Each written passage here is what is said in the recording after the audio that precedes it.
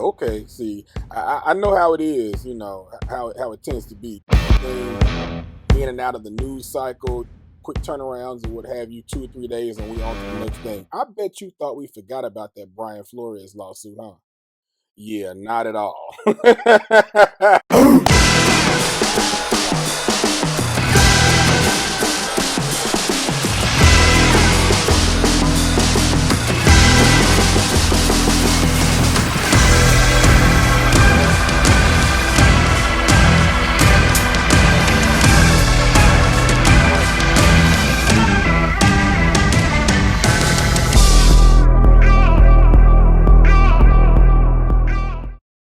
All right, y'all. So come on in here. Come on in here. It's gonna be a minute now. You might have to listen, chop this up whatever way you need to chop it up.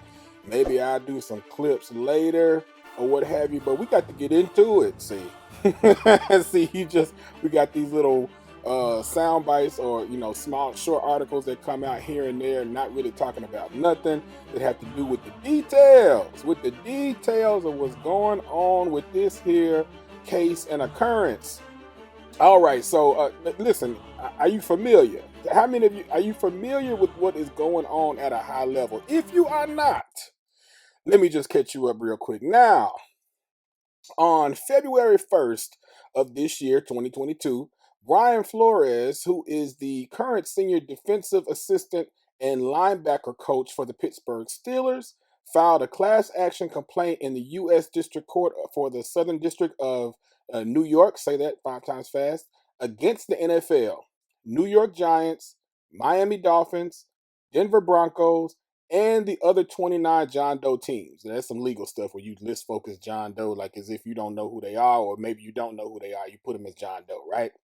All right, so what were the allegations? Here they are. So the lawsuit is basically alleging that the defendants had discriminated against the plaintiff and the proposed class on the basis of race and or color in violation of Section 1981 NHSHRL, NYCHRL, and concerning the New York Giants only, the NJLAD. Now, don't worry about it. We'll get to all that later. That'll probably be a different video when we go into all which specific law and go in.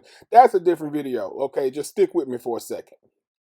On April 7th, 2022, that's this year, Flores and team amended and refiled the complaint, adding additional named class representatives Steve Wilks and Ray Horton, as well as additional named NFL teams, i.e., the Houston Texans, Arizona Cardinals, and the Tennessee Titans. The amended complaint alleges systemic racism, discrimination in the hiring, retention, and termination of NFL coaches and executives. All right, now, like I said, we'll get more into the details at some other time in terms of all of that, but let's just get the basis here, right? Just the groundwork here for why this is even coming up at this time, right? So basically, this lawsuit comes off the heels of Brian Flores actually being terminated by the Miami Dolphins from his position as head coach back in January of this year, 2022. And after the New York Giants hired Brian, is it DeBall or Doball? I don't know. But anyway, after they hired him, before even hosting Brian Flores' scheduled interview for the position, and so basically, concerning the Dolphins, Brian was fired, according to them, for poor collaboration after 3 years, in which time he actually led the team to its first back-to-back winning season since 2003. And poor collaboration, I guess, according to Brian Flores, was actually BS. And he alleges that he was really terminated because of basically like 2 things. One, he refused the team's owner to tank the season for the first pick in the draft in 2019. And then also he refused to violate league tampering rules in the recruitment of a prominent quarterback in 2020. And then he was then basically labeled non-compliant and difficult to work with. And all of this is kind of laid out in the complaint as well. And then concerning the New York Giants, Brian Flores, that is, received a congratulations text from New England's Patriots coach Bill Belichick, basically on getting the New York Giants coaching job. And it was interesting to him because he hadn't even interviewed for that job yet. So come to find out, there was some sort of misunderstanding, and it was the other Brian, right, that actually got the job. So that's what happened. And later it came out that basically before he had even had a chance to interview, that somebody else had actually been granted that position. And so I guess I'll show this screenshot here. Um, Screenshot number 2 here, showing the conversation that was had there. So you'll see these text messages here. It says, "Sounds like you have landed. Congrats." And that this is supposed to be Bill Belichick. And Flores is saying, "Did you hear something I didn't hear?" And then he says, "Giants?" Like he's like, you should know what I'm talking about, right? It's like big news, right? And Brian says, "I interview on Thursday. I think I have a shot at it." So basically, he's like, "Oh wait, you're talking about something I haven't even interviewed for yet." And then so Bill says, "Got it. I hear from Buffalo and New York Giants that you are their guy. Hope it works out if you want it to." And he's like, "That's definitely what I want." Blah blah blah blah blah. But anyway, come to find out, like you'll see at the far right, that text says, "Sorry, I effed this up. I double checked and I misread the text. I think they are naming the ball. I'm sorry about that, Bill Belichick." So, and he says, "Thanks, Bill." So basically, this is confirming that the Rooney Rule, back and forth, whatever, at least in this particular instance, is some BS. And they're just going through the motions of interviewing him for whatever reason, for the rule's sake, but have no intention of giving him this job if all of this information that he's receiving via text is accurate, right? So that's what really kicked all this off, because it's really probably not that often that one of these African American or African descent or black coaches gets some sort of confirmation from an outside party that there's been some decision that has actually been made beforehand, even though you probably understand that that's probably the case, even though you might speculate, even though during your interviews you don't really get the respect that you deserve, you should be getting during the interview. That'll be a later topic we'll talk about, when he's doing some of these interviews and people are showing up hungover, drunk, and late, an hour late to the interviews and things. Just disrespect, right? But still always having that feeling of, okay, maybe there's really an opportunity potentially, right? And then just kind of having it thrown in your face that is not the case whatsoever. That just kind of that's when Brian Brian Flores decided to shake the table on him, right? So he's like, "Hey, I'm sick of this," right? And so that is what set all of this off. So now, with the NFL being so, I guess, or members of the NFL and all of this being so lackadaisical about keeping this rule together, now we get this lawsuit and we get to see all these allegations. We get to go revisit all this stuff, right? And go look at all the misdeeds, potentially, or alleged misdeeds of the NFL, dating back to who knows when, right? So now we see in the complaint, part of what's included is the prima facie or on its face type of racial discrimination that seems to be apparent just based upon the current makeup of who's in position within the NFL, right? So just taking here a look at this exhibit, I guess 3, I'll call it. It says, "As a result, following the recent termination of basically these 2 other coaches, former head coach of the Houston Texans, there is currently only 1 black head coach out of 32 NFL teams. The following photo array speaks for itself." So basically, just kind of showing the lack of representation visually here. And then as we move down, we're also going to looking at general managers, black general managers. So the same discriminatory practices are apparent when it comes to the hiring of general managers. Currently, out of 32 teams, there are only 6 black general managers, 18.75%, against 26 white general managers, which are pictured below right here. So he's just giving you that representation visually of what it is that's being alleged here. And then I'm going to go jump down to the big one, team ownership. To that end, the NFL has no black owners, 0. So we're just going to look at this page of non-black people, page 1. Okay, image non-black people, image number 2. Okay. So basically, just showing that there's something happening here with a lack of representation throughout, just throughout any sort of leadership capacity when it comes to the NFL and discriminatory practices against Black people. So that's what it is. Basically, putting the NFL on Front Street.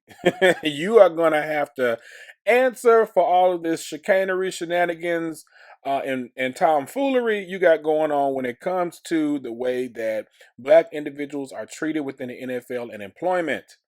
And so, but that's kind of that's just the background. That's the background, right? What am I really trying to talk about in this video? Well, what I really want to get to is the fact that the NFL is basically fighting in court to enforce their arbitration clause, to have this be an arbitration as opposed to being a class action in the court of law. And I guess it's kind of like the question is, are they going to be successful in doing this? It's kind of like putting, trying to put the blanket back over this situation, cover it up, and have it done in some sort of favorable position for the NFL, keeping things quiet. They like to do that, I think. Colin Kaepernick style, right? And so the thing is that it's high time. It's high time to have this be discussed openly and hear the facts out in court. But they are trying to enforce these arbitration clauses that they have in order to avoid doing so, which would take this out of the court of law, right? And the question is, can they do that? Well, I don't know. The court will decide. But let's just look at what the court is saying needs to happen in order for Brian Flores and the rest of the class action to move forward the way it's currently going in court, right? So what needs to happen for that to happen, and then kind of what needs to be proven, right? So let's take a look. All right, so I can put up image number 8 here, I guess. Okay, so Judge Valerie Caproni, in addition to denying plaintiff's motion to grant discovery, giving a deadline for plaintiff to respond to defendant's motion to compel arbitration, the court also laid out the law. That's the important part. What was the law that needs to be laid out? The legal standard for plaintiff to overcome defendant's motion. And so basically all that gobbledygook what I just said was that the defendant put in a motion to compel arbitration, meaning NFL wants to force Brian Flores and whomever else to go through the arbitration process and not be have this matter heard in the court of law. And so Brian Flores, of course, is fighting back against that. And then we have the law that's laid out in order for Brian to be successful in doing so. So what do we have here? Let's take a look at this image number 9. Let's see. I'm just going to read with my highlighted part. So once the parties establish that they agree to arbitrate, courts must also determine whether there is any valid grounds as exist at law or in equity for the revocation of any contract, including unconscionability that affect the arbitration agreement. So let's see, noting the availability of unconscionability as a defense against a motion to compel arbitration. So basically what they're saying is, hey, we have to see, once it's been established that the parties have all agreed to arbitration and formed a contract, and actually that contract is solid, meaning it's offer, acceptance, and consideration. That's legal stuff. Don't worry about it. And basically there is an active, valid contract standing. There's still a way, you guys, to have that contract revoked, and that's for unconscionability. Now, I'm just going to go real quick to my my image 15 to just discuss unconscionability itself. So what do we mean by unconscionability? Really, it just means extremely unfair and one-sided, right? And so I'll just read this, what we have here. Unconscionability: referring to a contract or bargain which is so unfair to a party that no reasonable or informed person would agree to it. So basically what that means, guys, is that like as I just said, if it's a contract that's so unfair, so one-sided, one party has so much more power than the other party to make it seem as though there was some sort of bargain for exchange, but really it was just one party who holds all the power forcing another party to agree to some stuff that nobody would really agree to, right? And that would be kind of what would need to be proven if Brian Flores and the team cannot have and I haven't seen any allegation at this point that they didn't agree to arbitration throughout their contracts, right? So if that's the case and that there is a valid contract for arbitration or requiring arbitration, you got to prove that there's unconscionability here, right? You got to prove this is extremely unfair, which, in my opinion, I mean, I don't want to underestimate the difficulty of this lawsuit, but it shouldn't be that hard to prove that this is completely one-sided and unfair to the parties subject to it in these situations. So that's that. So let's go to what the judge had to say here. It said, plaintiffs do not dispute that they agree to be bound by the arbitration agreement contained in their employment agreements, nor do plaintiffs allege any ground on which this court may find their agreement to be invalid, right? But let me scroll down to image number 11 here. However, plaintiffs may well be able to argue that the proposed arbitrator is so biased against them that the motion to compel arbitration should not be granted, but they do not need to do discovery to do so. So basically, it's saying that, okay, what is making this so unconscionable and so unfair? Well, one thing that really does lend itself to being extremely unfair is a biased arbitrator. If there's an arbitrator who has interest or who is wholly paid and funded by one particular party that they work for and is subject to, that's something to look at as potentially problematic in terms of creating bias. There's a lot of different things, right? So, but there'll be more in actually getting to the plaintiff's response. But I just wanted to point that out because that is really what is going to need to be proved on the part of Brian Flores in representing the class action, is that the contract is unconscionable, right, and extremely unfair.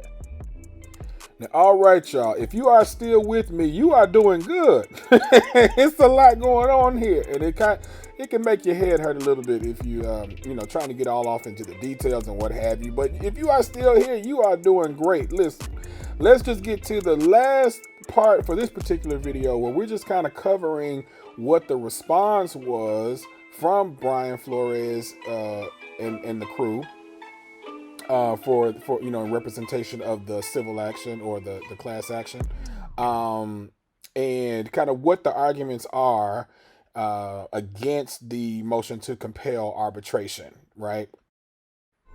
Okay, so here it is. Let's look at what the arguments are. So I just have up here like the full table of contents, but let's look at the argument section. So, number 1, arbitration agreements are not entitled to special treatment. Number 2, the arbitration agreements are wholly unconscionable. And then we have 3 subsections. The commissioner is obviously biased. The arbitration agreements are unconscionable. The arbitration agreements preclude effective vindication of statutory rights and undermine congressional intent. And then we got section 3 here. Even if defendants argue that the commissioner can delegate his role as arbitrator to JAMS, the DRPG fails to provide an available forum. And then we have section 4. The NFL is not a party to or beneficiary of the arbitration agreements. The NFL is not a party to any contract or arbitration agreement. The NFL is not covered under the relevant arbitration provisions as a third-party beneficiary. And the last section here, number 5, Mr. Flores' claims against the Broncos, Giants, and Texans and post-termination claims against the Dolphins are not covered under any arbitration agreement. And then you have 2 subsections there. So that's just me kind of reading that as all the arguments.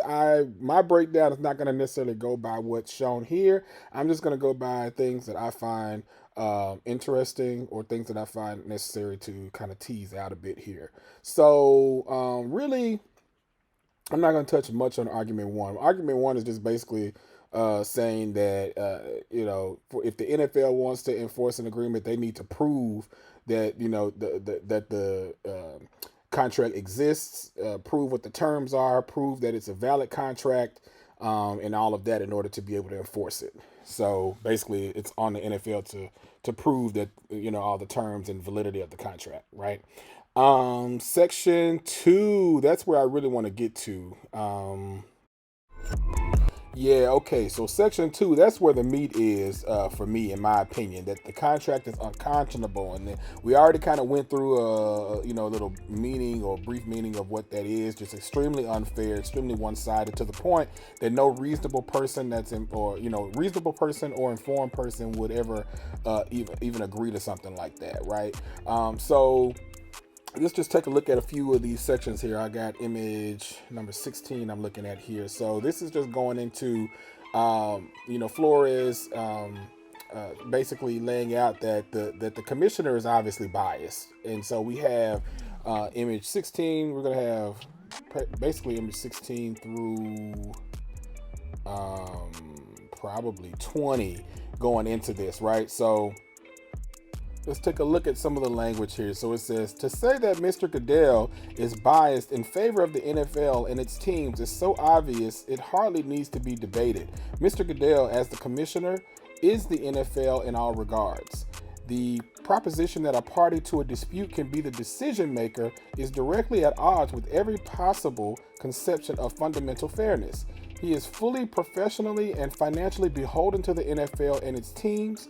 The financial and professional incentives for Mr. Goodell to act in the NFL's interest are so overwhelming that no reasonable person could consider him impartial. First, Mr. Goodell is a direct employee of the NFL. As commissioner, it is Mr. Goodell's job to act in the NFL's interest.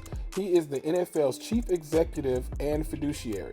It would be completely contrary to the NFL's best interest, both financially, reputationally, and otherwise, for there to be any finding whatsoever that the NFL or its teams engage in systemic discrimination against black coaches. Secondly, as the NFL's chief executive, Mr. Goodell is employed by and reports directly to the member teams and serves as commissioner at their leisure. Those teams can terminate his position at any time and for any reason.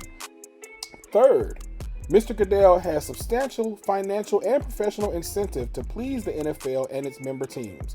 As commissioner, Mr. Goodell has reportedly been paid $127.8 million over just the last 2 years, and it has been reported this year that he is negotiating a new contract. Mr. Goodell therefore has a massive ongoing financial motivation to remain in the NFL's good graces.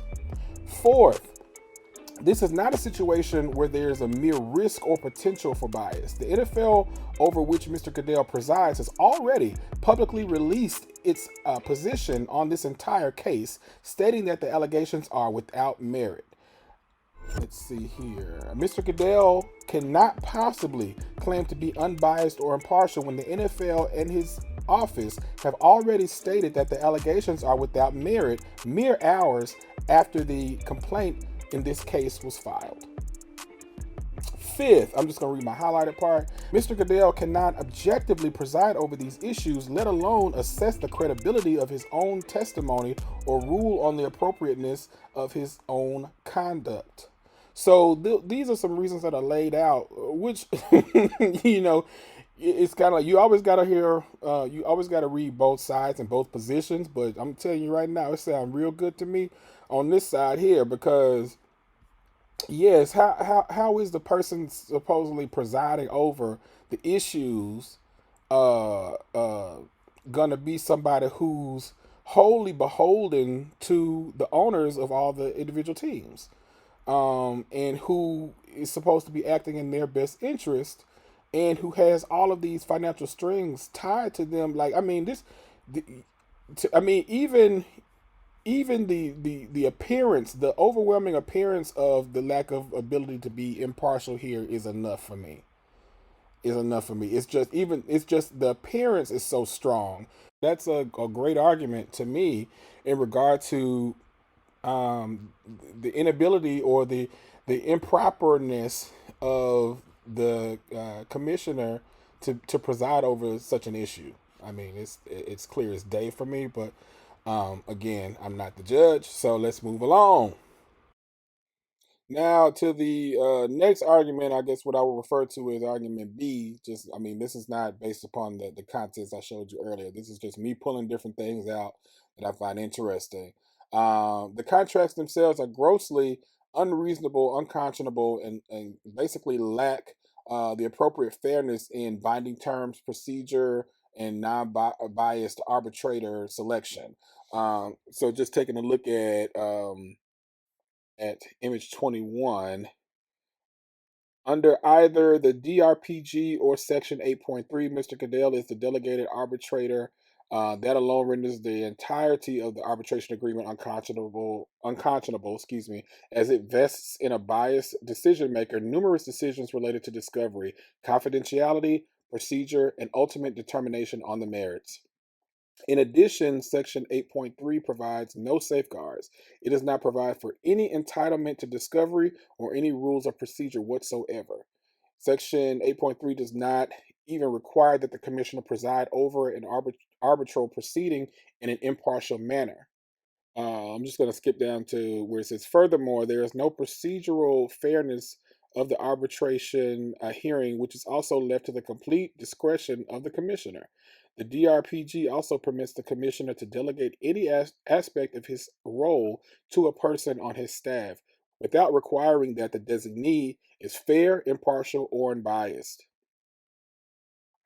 And the commissioner may, in his sole discretion, hire any employee to be on his staff that he deems necessary.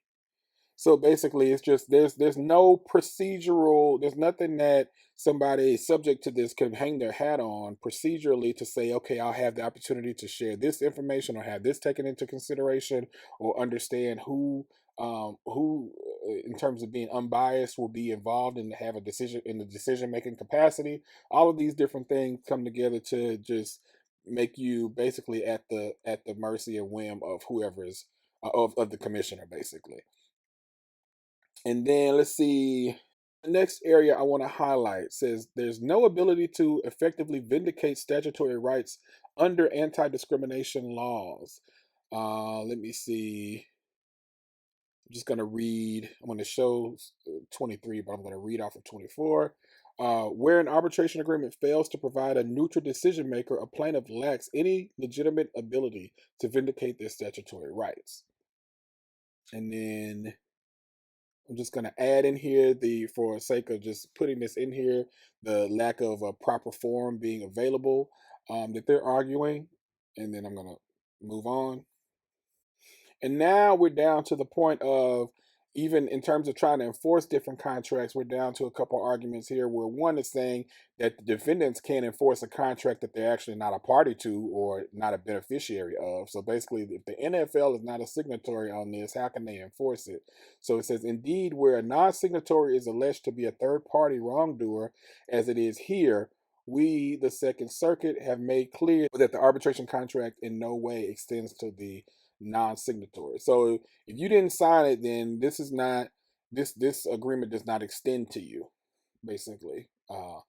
And then another argument, it says defendants can't enforce a non-existent contract that plaintiffs are not party to nor a third-party beneficiary of.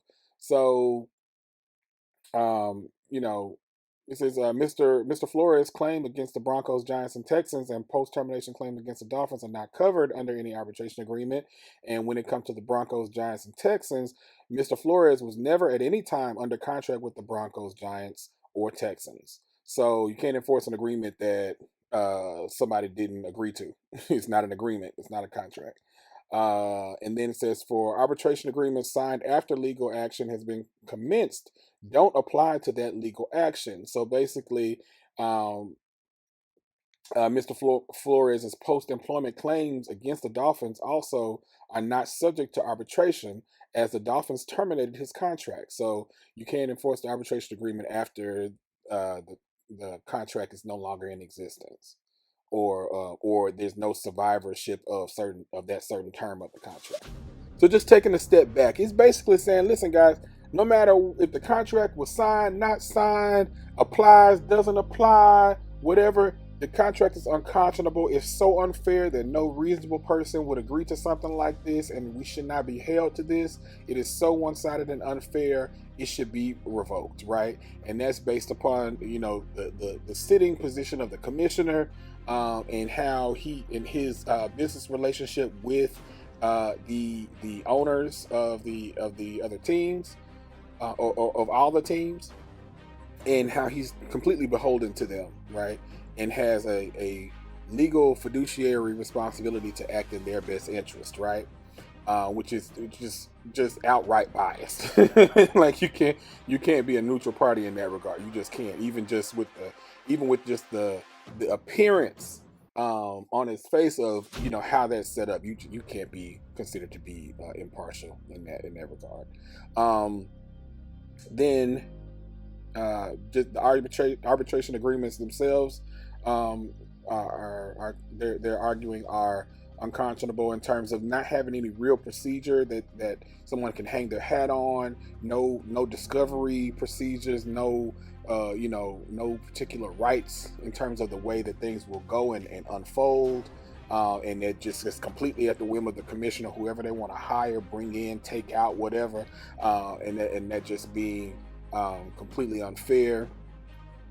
And then again, with Goodell being the arbitrator, that there's no real way to vindicate your statutory rights, and it basically undermines the congressional intent of being able to do arbitration agreements by allowing this type of arbitration agreement to stand, right?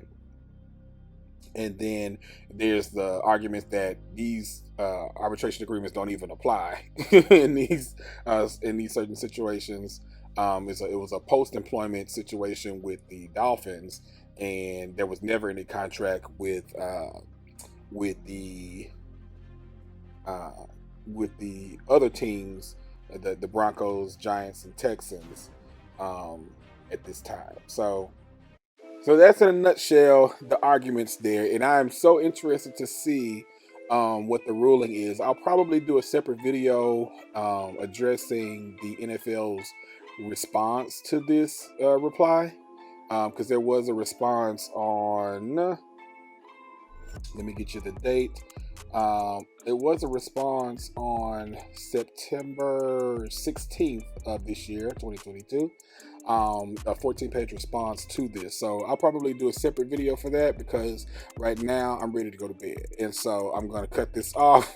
But before I do, kind of how does this apply to what we talk about here on this channel? First of all, first thing is, in being out here talking about creating generational wealth and things like that, one thing that's going to have to happen in some instances is you're going to have to stand up for yourself. You're going to have to make people treat you appropriately. You're going to have to, sometimes show that you're willing to take it there when it comes to making sure that you get what is your just due, right? And sometimes it's just as simple as you're going to have to fight for it. So that's the one thing that I think this highlights. The other thing is that for those who are not necessarily solely entrepreneurs or have not gone the entrepreneur route, when you are working at a job, think very closely and carefully about your employment contracts and things that you sign.